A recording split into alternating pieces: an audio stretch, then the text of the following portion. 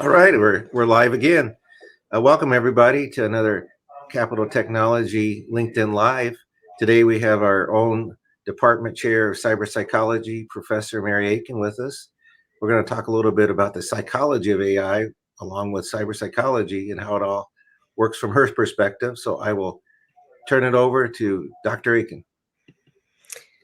Thank you very much, Dr. Sims. So let's start by talking a little bit about the cyber psychology of chatbots. So ChatGPT might sound like something that's very new, but actually most people don't know that this technology has been around since the 1960s and has had a long and colorful development history. So the first chatbot was actually developed in 1966, a chatbot called Eliza, and it was developed by an MIT professor. And the program was designed to mimic human conversation. It used a script that emulates a Rogerian psychotherapist. What's that? It's a psychotherapist that is sort of high in empathy and is a good listener.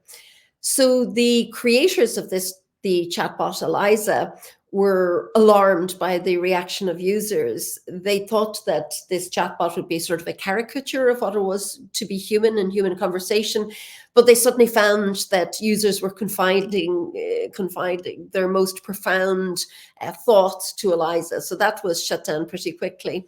The next chatbot was Parry, that was developed by an American psychiatrist in 1972. And the program was designed to imitate a patient with schizophrenia. So it was interesting that 50 years ago, a psychiatrist was thinking about how computers could contribute to understanding mental illness. And now there is an entire industry sector devoted to e-therapy. And this is a major area for cyberpsychology, is this delivery of therapy online.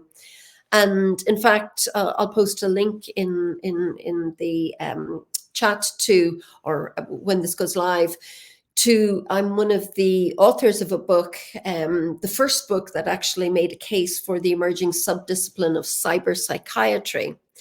In the 90s, I had the opportunity to work with a scientist, Rollo Carpenter, on the chatbot Jabberwocky.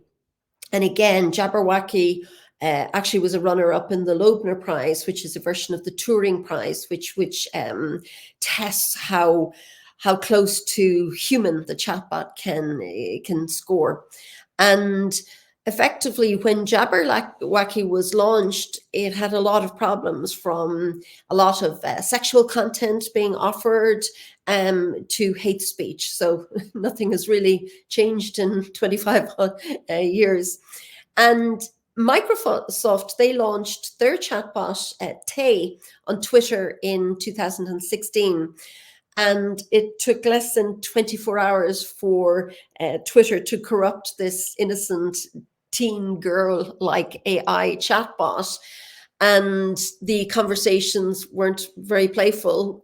Pretty soon after Tay was launched, people started, bombarding the bot with all sorts of misogynistic, racist, hate speech remarks. So that had to be withdrawn. So what's a chatbot? It's an artificial intelligence program that chats with you. It can be used to as a powerful interaction, to reproduce powerful interactions with users. It can be used to gain information from large groups. It can handle very large data sets. It can be commercialized as a customer service agent, and also can be useful for delivering e-therapy. However, chatbots can also be used for malicious purposes. For example, cyber criminals can deploy chatbots as customer service support, like proxy customer service support for popular products or services. And users may find that they're being enticed by offers or promotions and asked to give their personal information, their financial information.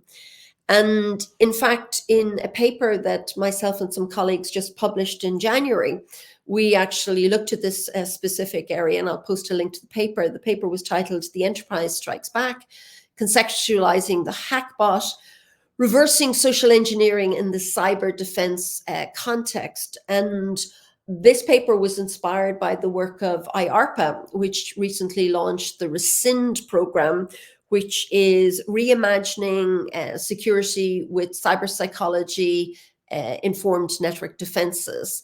And what we argue in the paper is that cyber threats and attacks are increasing in complexity, in volume, in velocity, in variety. And therefore, successful cyber defense can no longer be sustained with passive defensive tactics. So we argue that innovative cyber defense options must be explored in order to execute active cyber defense. The position paper that we wrote argued for a paradigm shift from passive to active forms of defense against cyber attacks and against, criminal cyber threats by effectively hacking back, not hacking back in a digital forensic context, but psychologically hacking back. And this sort of paradigm shift is consistent with state-of-the-art thinking in cyber psychological applications and cyber defensive technologies. So automation and scale of response are key requirements in terms of active cyber defense, and they underscore the need for and the utility of large language models in terms of defensive solutions. So our innovation was titled the Hackbot. It was a hypothetical automated strikeback technology serving as an effective cyber honeypot, if you will, for cyber attackers, engaging them in prolonged interactions, distracting and draining their resources, and specifically conceptualized to reverse socially engineered attacks in cyber defense contexts.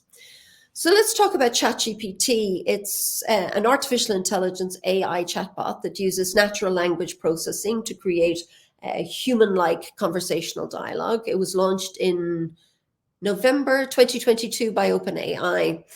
And it was one of the fastest growing apps of all time. ChatGPT had 100 million users within 2 months of launch.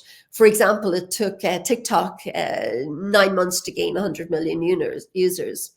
So, but a learning AI can spontaneously develop and mutate. Elon Musk, I'm sure everybody's aware, has warned that artificial intelligence is one of the biggest threats to humanity.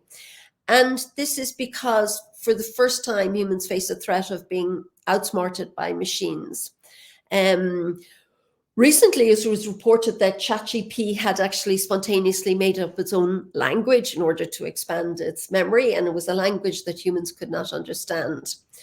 So ChatGPT can seem like some form of superpower, but it's not. It's fallible. It can make mistakes. It can have bias baked into its systems. It can be hijacked as a vehicle to create massive amounts of mis and disinformation. And like some humans, it can suffer from hallucinations. So in short, chatbots have had a long and colorful evolutionary history with lots of problems along the way. The figures now are astronomical. On Facebook Messenger alone, there are over 300,000 chatbots in operation, and ChatGPT currently has about 150 million users, and the website just 2 months ago generated 1.63 billion visits in February 2024. So that's a quick zoom through the history of ChatGPT of chatbots from Eliza to ChatGPT. Thank you, Dr. Aiken. I see we have a couple comments, so I'm going to pull a few of those up here. We can look at those. Let's see. Here's our first comment. How do you see the field of cyberpsychology evolving in the next decade, particularly in relation to advances in artificial intelligence and virtual reality? Yeah, great question. I think that as AI technologies like ChatGPT continue to evolve, so will their impact on humankind. And the same with Meta and the metaverse, the virtual reality aspects of that. I think that the most important contribution cyberpsychology can make is to help us to understand the psychological impact of AI. and the psychological impact in a singular context on humans, and the sociological impact in terms of society. And in doing so, the science of cyberpsychology will be able to create context, to inform research, to execute findings, particularly evidence-based findings that can inform policy, and importantly, to augment rather than diminish humankind. Excellent. Got another question here. Do you think AI will ever reach singularity and its intelligence will be more intelligent than humans? Okay, another good question. I think that here's the thing. When we think about artificial intelligence, the premise is that it is designed to mimic or to replicate human intelligence. But here's the thing. As behavioral scientists, we barely understand how the human brain works. And therefore, the premise that we can build something that replicates, or in fact is better than the functionality of the human brain, is a flawed premise, in my opinion. I think what's interesting about artificial intelligence is not so much AI, but more IA, which is intelligence augmentation rather than artificial intelligence. And that goes back to the work of Licklider in the 1960s, and he wrote a paper titled Man-Computer Symbiosis. And he actually made an argument for and this is, pre-computers as we know them, pre the internet as we know it now, pre any ChatGPT or any such evolution. And he argued that effectively, he argued for the existence of that symbiotic relationship between man and machine. So symbiosis is that sort of mutually dependent relationship that causes both entities to thrive. And when we look at artificial intelligence and fears around AI replacing humans, I think that's flawed. AI does some tasks extremely quickly, and therefore there is a perception that it's better than the human brain. In some basic mathematical computational situation, of course, it can far exceed the capability of a human brain. However, when you get into finer cognitive processes, for example, artificial intelligence struggles with irony, and it struggles with humor, and it struggles with all sorts of areas relating to sentiment, and it can get things spectacularly wrong. So I think that we shouldn't fear it. Rather, we should strive to understand it. And then we should also strive towards not replacing human intelligence, but augmenting human intelligence. So how can we use AI or ML entities, placing the human at the center of the decision-making process, keeping the human in the loop, and therefore for benefiting both entities? Excellent. We have a few more questions that are rolling in. So I know we're going to talk in a minute about your degree programs at Capital Tech, the cyberpsychology and the forensic cyberpsychology. But since we have a few more minutes here, let's hit some of these questions. Next one is, I think ChatGPT's weakness are more of a threat than some superpower it is perceived to have. Well, that's not really a question, but it is. I think it's a good statement. I mean, again, I think it's a lack of understanding. People can say, the rise of the machine and all sorts of scaremongering. But what I think that disciplines like cyberpsychology can help to understand what's involved from a technological point of view, what the advantages and the limitations of the systems are, and then how can they be deployed to best effect in terms of assisting humankind, and assisting society in general. And I think therein lies the solution. Next question.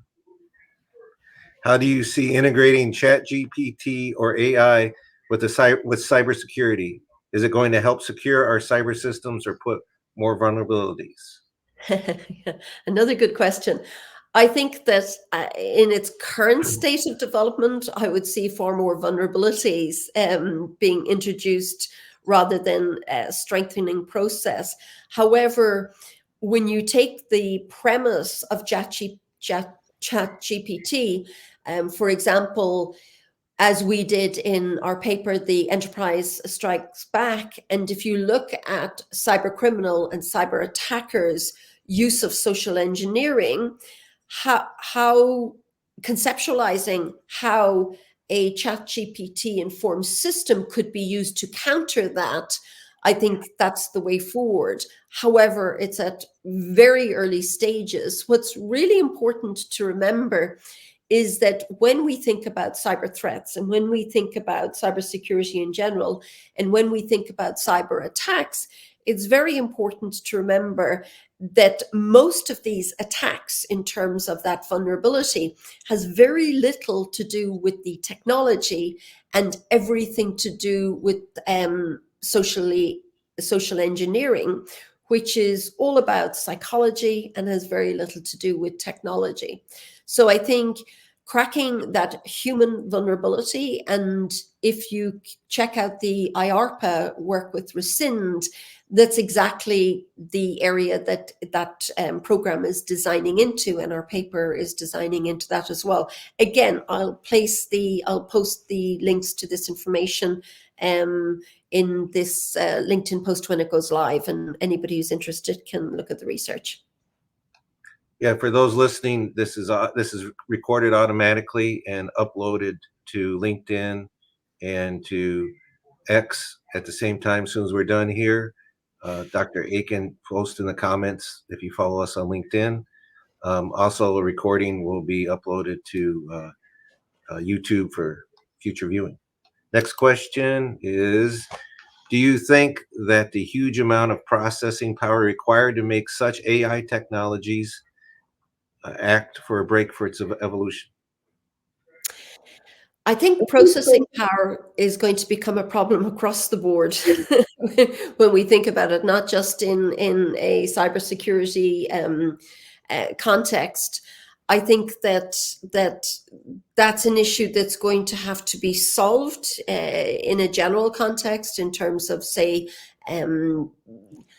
how much content we're all generating, how much processing power is then required for all the content that we're generating. I'm, personally, in terms of my digital exhaust, I'm loath to do a podcast. Day after day, I get invites practically every day, and I just see that generation of content at the level, the exponential level that we now are generating, it's really like, it's like littering cyberspace and the processing power to keep all of this of live and accessible. I think that's going to be problematic. So I think we're going to see some sort of shift in terms of how that is handled. And I think the same will apply to technologies such as ChatGPT. I'm not sure what the solution may be, but I certainly think that we will need to rethink how we are using technology, how wasteful we might be, how much content we are generating, how much of it might be rubbish and littering cyberspace, and what we need to do going forward in terms of our personal digital exhaust, and the same for industry. Excellent. Let's take one more questions, and then we'll talk a little bit about the degree programs, and you can highlight some of our students that are doing quite well with either the doc or the master's degree. So last question for now. When it comes to creativity and the psychology process involved, do you think AI can be measured in the same way we measure human creativity? My goodness, they're all tough questions. They're all really good questions. Yeah, I think that, wow, even what is creativity in a human context is hard to measure. If you look back over time, you had classical artists, and then the Impressionists came along with their paint splatter, and everybody said, well, that's not art, and now it's worth tens of millions. I think that creativity is viewed through a particular lens at particular points in time when it comes to music and the arts and film. I think that AI is a very good mimic of what approximates creativity. So it can mimic something very well. Is it going to spontaneously develop something that is creative in an art form in its own right? I haven't seen anything so far that would convince me of that. That's not to say that it's not possible in the future. And measuring creativity, we have lots of scales to measure creative human cognitive processes, from EQ through to CQ through to IQ. We don't have the same sort of measurement forms for AI. And it's going to raise all sorts of interesting questions if AI gets spectacularly creative as to where the IP for the output lies with the AI itself. I don't believe at the moment an AI in its own right can patent anything. Well, let's switch gears. We'll come back to questions if we have some time. Sure. But we're going to, let me see if I can bring up the degree programs here. So if you can see. Yeah, so our cyber psychology degree, we have like a master's degree and the first online PhD in cyber psychology. And what covered within that degree program, it's undertaken by publication or by research, and you can study human factors in infosec and cybersecurity. You can look at social technologies, e-commerce, developmental psychology, clinical psychology, e-therapy, online safety technologies, and you can study the psychology of virtual reality and artificial intelligence. We also have a separate PhD in forensic cyberpsychology, which is the study of criminal, deviant, and abnormal behavior online, deviant in terms of online risk-taking and pathways to criminality online. So graduates, we're delighted to say these programs were launched relatively recently, and they have been hugely successful. And we have now very well subscribed number of doctoral students and master's students in our programs. So why would you study cyberpsychology? Well, people who have a higher level degree in cyberpsychology, they can find employment opportunities across a wide range of sectors, from industry to the technology sector, to cybersecurity, to infosec, to financial services, education, e-commerce, healthcare, government, law enforcement, the military, and academia. So if you want to improve your employment prospects or your promotion prospects, I would strongly advise upskilling in cyber psychology, master's or PhD level. So we have both programs, the forensic cyber psychology and the general cyber psychology. Maybe if you could give us, I know there's a lot of papers that the students are writing, maybe a little difference in the flavor and the research areas that you see the cyber psychology students working in. Certainly. I mean, our current students are working in everything from, cyber psychology applied in a cybersecurity context through to full-scale cyber criminality. And one of our students has just completed a very impressive systematic review in the area of cyber behavioral profiling. So we've got a broad range of topics being explored by our master's and doctoral students. So what I will do again after this call is I'll post some of the recent publications For our doctoral students that are doing their PhD by research, they're doing it by publication. So we have a number of really interesting papers that have been published recently. And again, it'll give you a flavor for what sort of topics you could cover when you're undertaking your doctoral research.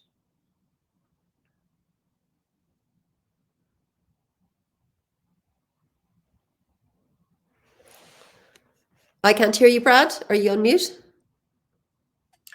Yes, I was on mute. So I thought it was a hallucination. That's right. AI is taking over. So I was just going to mention for the potential students out there who are interested in the online master's or doctoral program, the way that Capital Tech manages those programs is that they're research programs online. And so if you join us for either a master's or a doc, you'll be assigned a chair in your research area who will mentor you through the program one-on-one. And so it's a mentored research model, the way that it's offered here at Capital Technology University. And we have several students in both forensic cyber psychology and cyber psychology itself. So you're not alone. It's a growing field. I can tell you that from the student interest that we have. I noticed there was a question about, is there a direct path from a bachelor's to a doctoral degree? So at Capital Tech, there's only one program. It's the PhD in technology. You can actually do that. It's a combo, PhD, master's in research, and PhD in technology. So if you are interested in doing a direct path from the bachelor's, that's your option. What you would do is you would do your research in cyber psychology area, and on your transcripts at Capital Tech, the title of your research is listed on your transcript. So if you did a PhD in technology and you happen to do research in cyber psychology, the title would be on your transcripts. Otherwise, if you did an individual master's degree or PhD in the cyber psychology areas, you would either have the title cyber psychology or forensic cyber psychology. But they are designed for working individuals. We don't have students on campus, so we purposely make it so that you should be studying about, I'd say, 10 to 15 hours a week when you're doing research like this and working towards the final project. If you are interested in a master's degree in research, it ends with a thesis. That's what we call it in the States.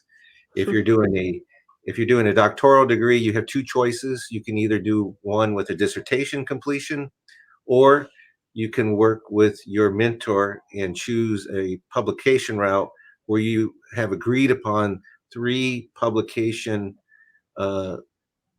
presentations that you get accepted to a journal, and then you defend that at the end as a way to complete the online doctorate. So if you're familiar with UK PhD research models, it's very similar to that type of format. So again, it's designed so that you don't leave your current work environment. And actually, many students choose to use a problem at work in their research. So it can be a very fulfilling win by researching a problem at work and applying it directly to your work environment and helping your company as well. So that's the way that it's structured for capital technology degrees in both the master's in research and the PhD mentor models. Now we're coming down to the last couple of minutes, Dr. Aiken. So if you want to give us, yeah, I just want to say that I'm delighted that over the last couple of years I've been able to work with you and with Capital Tech University to actually be able to deliver these programs. Up to this, I was inundated with people saying, how can I study for my master's? How can I study for a doctorate? How am I going to do it? And most of our students are, a lot of them are holding down serious jobs, and they've got quite a workload. So they need the flexibility of an online offering. It saves time, and many of our PhD candidates at the moment actually have a doctorate already and are doing this as their second PhD. And for me, that really points to the importance of the discipline. I mean, it's hard enough to do one PhD, believe me. Doing two is, exceptional. And I think it really shows how important cyberpsychology is. And when you see the top US agencies like IARPA only recently in the last year turning to cyberpsychology, I think that's why it's just going to go from strength to strength and help us all to navigate, this age of technology and to do so successfully. Yeah, it certainly is a fast growing field. Capital Technology University is located in Maryland by the National Security Agency and NASA Goddard, and a lot of our students work at either place. That's pretty common in this part of the U.S.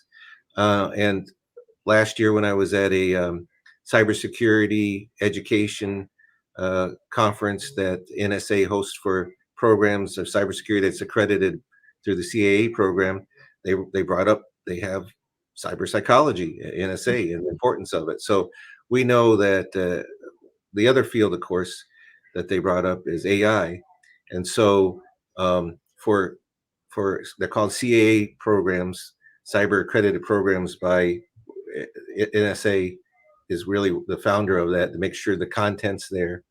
And they constantly update it. So anybody who's a CAA program for cybersecurity has to make sure they have the content. Right now, they're going through revision to make sure AI is in it. But Hmm. this CAA through NSA, they offer scholarships where you can apply for the scholarship, and then you connect it to the university you want to study that's been accredited. And so those scholarships can be full scholarships to scholarships where you can get a stipend if you agree to go teach cybersecurity at a university because there's a shortage. But they are talking about adding scholarships in now for AI as well. So Hmm. AI, and they know the importance of cyber psychology coming on board. So this is a tremendously growing field. And as Dr. Aiken mentioned about doing a second doctoral degree, Capital Tech does have many students who choose to do a second doctoral degree, and we do accept transfer credit. So let's say if you have completed a doctoral degree and you wish to come here and complete a second one, that means 42 credits of that will transfer in of your 60 credits. So you spend less time, but you also, because you have completed a dissertation, it will expedite where we assume that you have the whole research background so you can get right into it and complete the whole uh, dissertation product in a timely fashion. We don't really want you just staying around forever. We really have mentors of these dissertations that are trying to help you graduate in a timely fashion. And so for those who don't have a doctorate and they have a master's, just to give you a flavor of time, it would, if you took one class a semester, and we have 3 semesters a year, that means it would take you 3 and a third year to go from start to finish. Obviously, if you transfer in some credit, your time would be shorter as long as you get your dissertation completed. The publication route can be good and bad for some students, because if you choose journals that take a long time to publish, that can extend your time. But on the other hand, if you know how to get through the journal publication routes and you get some high quality journal publications before you graduate, that's excellent for your resume as well. And I know in cyber psychology area, students are publishing all the time, and since it's a new field, it really is new knowledge that's going out there that you can find out about. We have an extensive online service for the library here at Capital Tech because our students at the master's and doctorate completely online. That's a heavy use from all the different journals that we have access for our students. The undergraduate programs are on campus for the most part at Capital Tech. But we certainly hope that if you're interested, you see at the bottom of the screen here Dr. McAndrew, who is the Dean of Doctoral Programs, and he also manages the Masters and Research Programs. His email is irmcandrew at captechu.edu. I highly recommend you email him if you're interested in cyber psychology, AI, forensic cyber psychology. He'll help you as a student to manage through the process of where you may want to study, where your background fits, and hand you off to admissions if it's of interest to you. So he's kind of your first point that I would talk to. Dr. Aiken gets a lot of emails, and I'm sure she can't manage tons of emails coming to her, but Dr. McAndrew would be your focal point who could help you decide on this path. Yeah, and it's important to stress that cyber psychology is technology and psychology. So if you come from a social science or behavioral science background, you can upskill in terms of your tech knowledge while you're doing your PhD or master's. If you come from a pure infosec cybersecurity tech background, when you do your research, you can upskill on the behavioral or cyber behavioral sciences, and cyber social sciences in terms of completing your doctorate. So, we recruit right across the board. Don't feel that if you're pure tech that you can't do it, or don't feel that if you're pure behavioral social sciences that it's not going to work. Um, Cyber psychology, there's something for everyone. Mhm. Well, thank you, Dr. Aiken, for another Welcome. interesting Cap Tech Live. And we will be closing down here, and Dr. Aiken will go to the LinkedIn comment section and Yeah. add some of that information she talked about. And we appreciate your time today. So goodbye from Capital Tech. Bye.